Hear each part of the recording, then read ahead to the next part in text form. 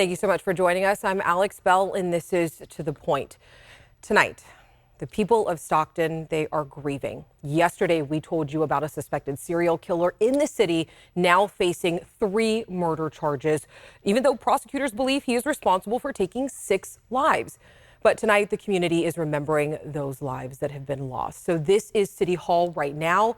Mayor Kevin Lincoln, the chief of police, county sheriff, and district attorney-elect have come together with the community to honor those lives who have been taken in that string of violence. So there have been a lot of developments the past few days. So let's go ahead and recap what we know right now.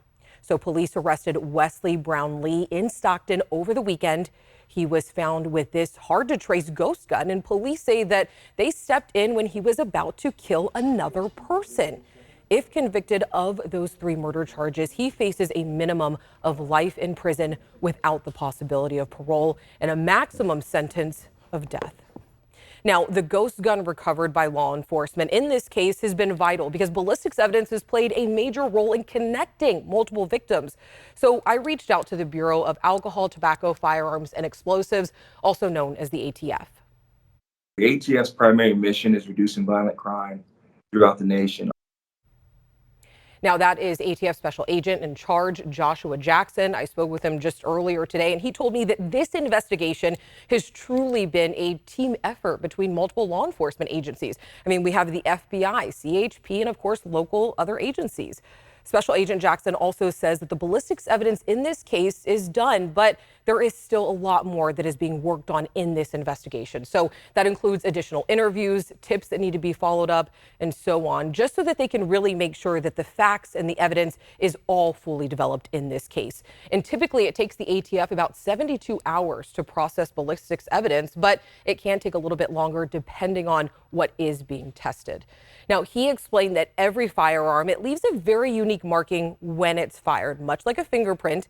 And the ATF can take images of those very unique markings and store them in a database called NIBIN. And that stands for the National Integrated Ballistic Information Network.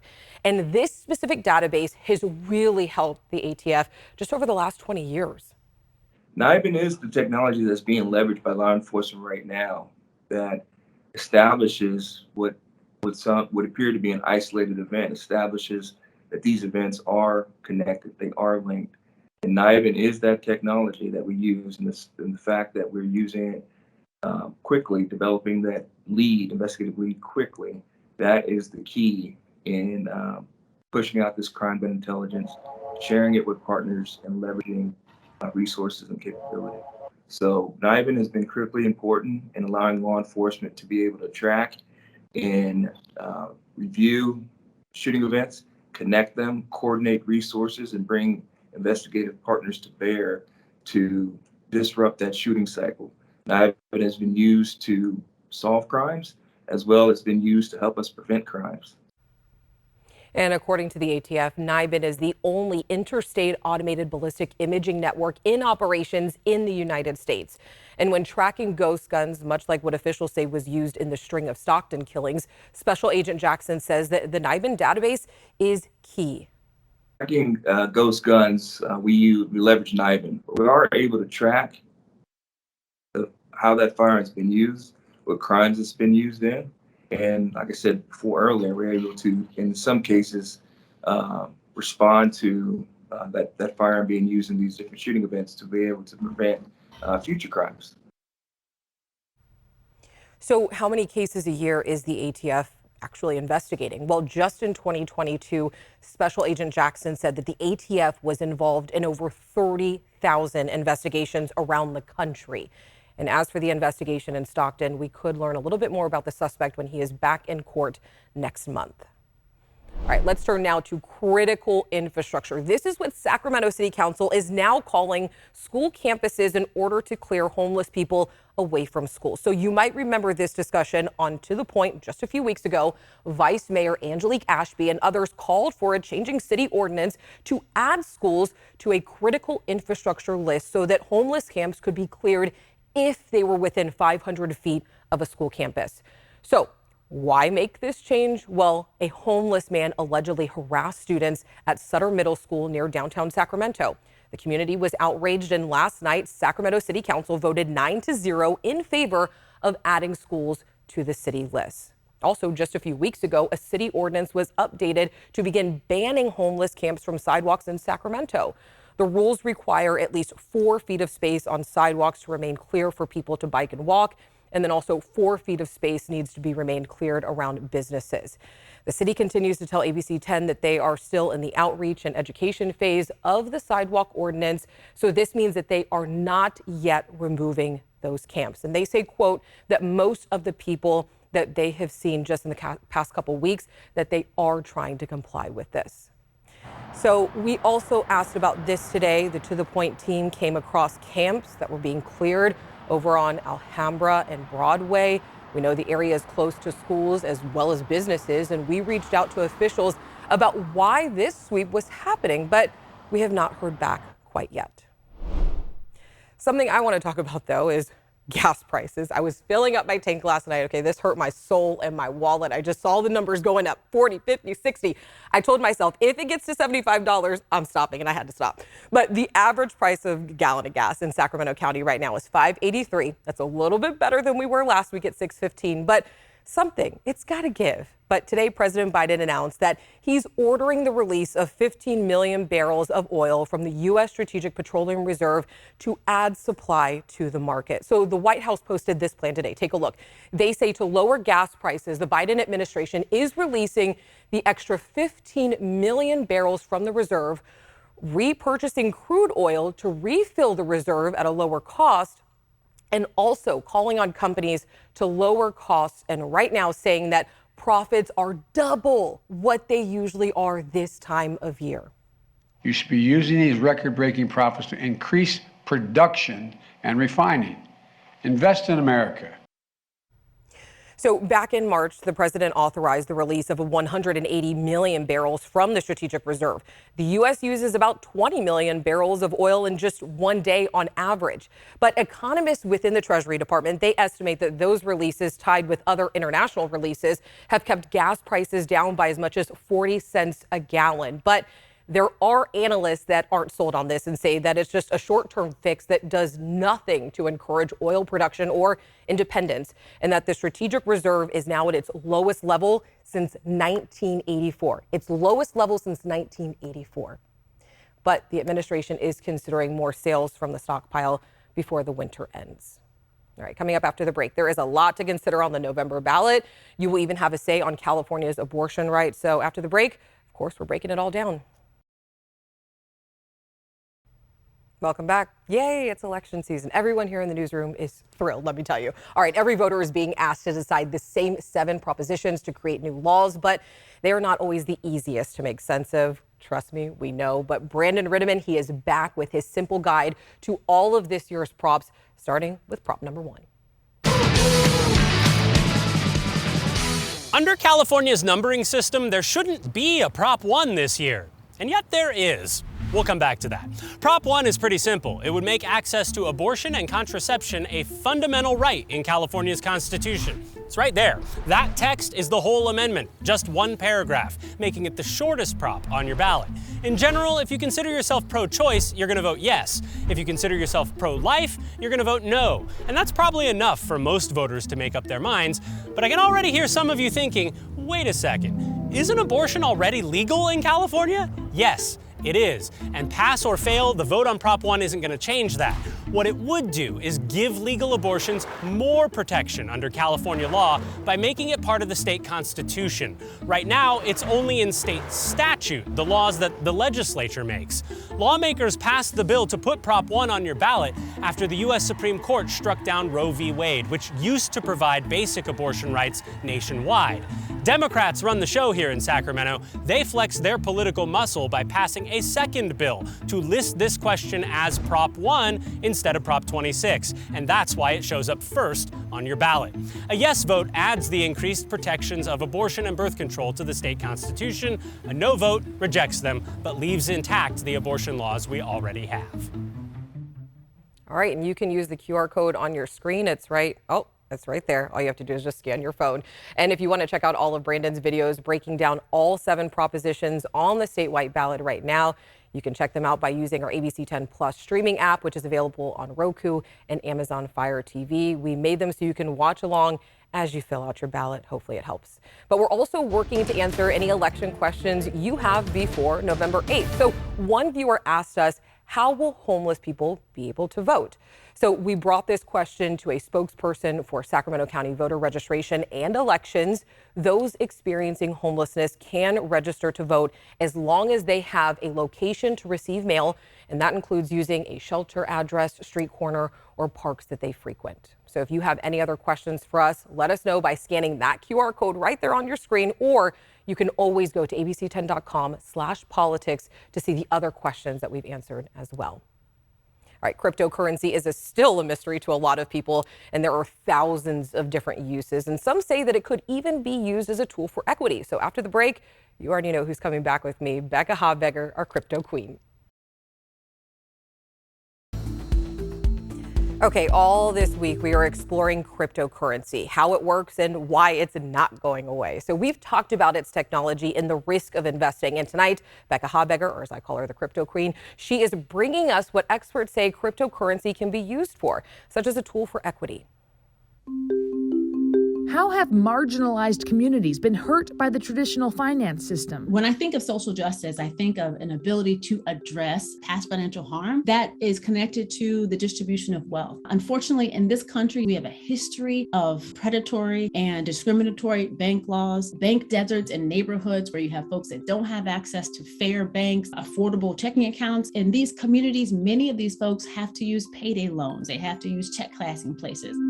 How can cryptocurrency be used as a tool for social justice? I believe that Bitcoin offers Black Americans and other marginalized communities the ability to build generational wealth over time through wealth appreciation. We're not talking about in 6 months. This is 5 to 10 to 15 years from now. The Bitcoin monetary network allows you to step outside of the existing system and get access to better products. There are Bitcoin financial services companies today that are offering Bitcoin credit cards. They're offering Bitcoin mortgages. They're offering Bitcoin loans. And those products are being offered without that human bias, without those gatekeepers that have been in existence in our traditional system.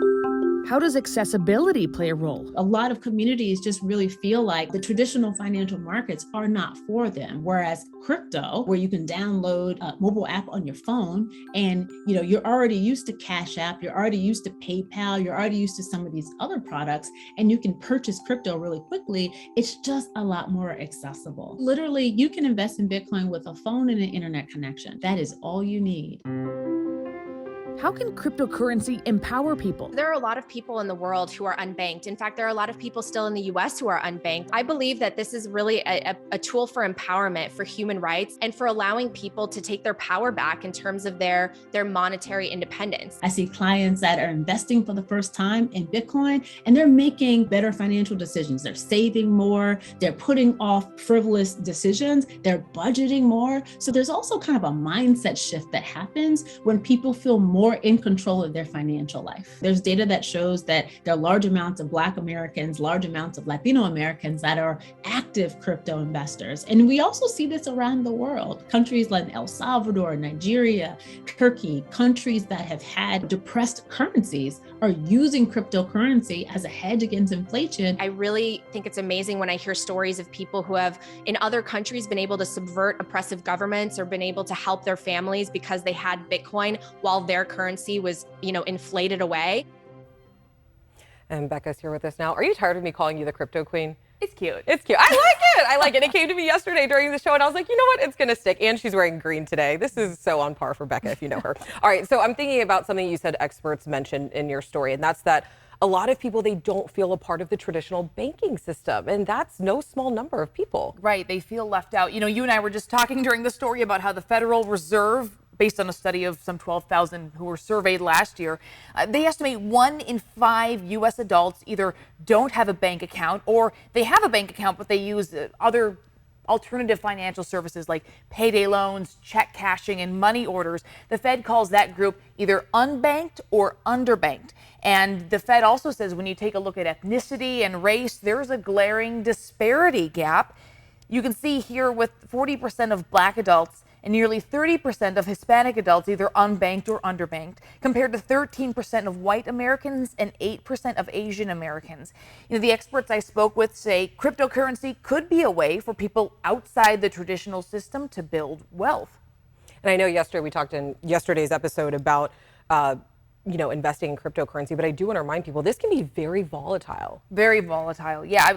So Bitcoin, for example, hit its all-time high in November. And over the summer, it dipped to a nearly 2-year low. So keep in mind, cryptocurrency of all coin types, it's a speculative investment, meaning you could make a lot of money and you could also lose it all. Yes, and before we go here, something that we mentioned yesterday is if you don't understand it, don't invest in it. Make sure that you truly understand it. All right, thank you, Becca. So a few weeks ago, we told you about Nicole Mann, the first Native American woman to go to space. Nicole is a member of the Wulaiki of the Round Valley Indian tribes and is from Northern California. So today she answered questions from people around the country. Nicole has a five-month mission ahead of her, but she says it's her mother's wisdom that has given her her endurance. My mother always spoke to me about positive energy and how important that was. And I feel like that's very true. It's difficult for some people maybe to understand because it's not really tangible, but that positive energy is so important. And you can control that energy and it helps to control your attitude. And so when you're in a stressful situation, you can channel that energy then to focus on your task at hand and what you need to do and compartmentalize your brain and your emotions. All right, Nicole noted that diversity up in the space station and says that it's important to recognize that there are all different types of people from different countries really all coming together for one common mission. All right, let's take a quick look outside at our Gilmore backyard here.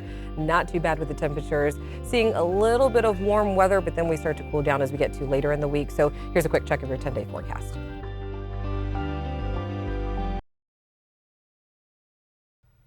So about 45 minutes outside of Sacramento sits an old castle that used to serve as a reform school for wayward boys. The castle opened back in 1894, and it was used until it was vacated back in 1960. But some say that not everyone left. Spirits are said to roam the halls, and you can even rub shoulders with them. Sorry, I hate creepy stuff, but you can even rub shoulders with them yearly at the Preston Castle Haunt.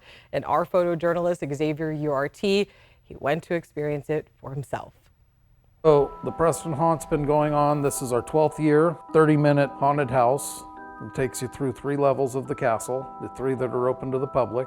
We have all kinds of different rooms set up, from morgues and infirmaries and doctors' offices to a playroom that the boys that were living in the castle could have been playing in. The boys that we believe live here, the ghosts, usually leave the area that we're doing the haunt in and head up to the 3rd and 4th floors and just give us our space because they're very friendly. 75% of all funds raised for the foundation on a yearly basis come from the Preston Castle Haunt. It is our biggest fundraiser of the year. We have a majority, I would say 98, 99% of people that come through, they loved it. They are scared through the entire process. And we have a lot of them that have come year after year after year from the 1st or 2nd. Is it over? I hear the music. Okay, I do not like scary stuff. All right, if you do want the details and you like to be scared, the haunt runs every weekend of this month, but act quick. All that's left are less than 100 tickets for Friday, the 28th. Thank you so much for spending your Wednesday with us. We truly do want to hear from you, so let us know what's going on in your world. You can always email me, hit me up on Facebook, Instagram, Twitter. We hope you have a great night. See you tomorrow.